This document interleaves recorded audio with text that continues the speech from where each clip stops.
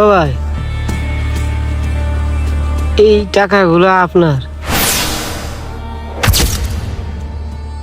আমার টাকাই তো, তোর এত বড় সাহস তুই আমার বাড়ি এসে আমার ছেলের কাছে টাকা নিয়েছিস?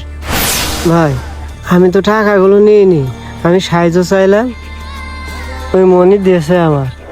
ও দেশে তুই নিয়ে চলে যাবি? এর তোকে মতো ছোট লোক কি তোর বদমাইশ ফকির গাড়ি চলে দেখতে হয় না, তোরা জেনারা দেখবি যা পাবি তাই নিয়ে চলে যাবি কেন? ভাই, আমি ফকির হতে পারি কিন্তু ছোট লোক না, আমরা ছোট মনের মানুষ। ছোট মনের মানুষ যদি হতাম তা আপনার এই টাকাগুলো ফেরত দিতে আসতাম না, তাহলে নিয়ে চলে যেতাম। টাকাগুলো মনের কাছ থেকে নিচ্ছে আমি, ঠিক আছে। মনের কাছ থেকে টাকা নেওয়ার পরে আমার কিছুটা লোভ হইল, তারপরে যখন আমি একটু ভেবে দেখলাম তখন আমার মনের বিবেকটা বাড়ি দিয়ে উঠলে এ টাকা তো আমার না, এ টাকা তো আমার হক না, এ টাকা তো আপনার। আমি ওই আল্লাহরে ভয় করে এই টাকাগুলো আমি নিতে পারলাম না, তাই আমি বাধ্য হয়ে আপনার টাকা আপনারই ফেরত দিতে আইছি।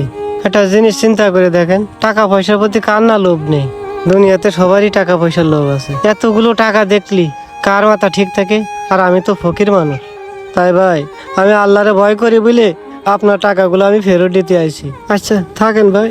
ভাই দাঁড়ান, এতগুলো টাকা হারাই গেলে কারো মাথা ঠিক থাকে না। আপনি আজকে আমার যে উপকার করলেন ভাই, আমার সারা জীবন মনে থাকবে। আপনি এই টাকাগুলো নিয়ে যান ভাই। ভাই, এ টাকা আমি নেবো না, টাকার লোভ নেই ভাই আমার। টাকার লোভ যদি থাকতো তাহলে আমি সব টাকা নিয়ে নিতাম। ভাই, আপনার টাকা আপনি রাখেন, যদি আপনার সাহায্য করারই দরকার হয় 10টা টাকা দান করেন ভাই, 10টা টাকা দেন। ভাই আমি আপনাকে 10 টাকাই দিচ্ছি, কিন্তু আমার একটা অনুরোধ আপনার রাখতে হবে। আজকে দুপুরে আপনি আমার বাড়ি খাওয়া দাওয়া করে যান ভাই।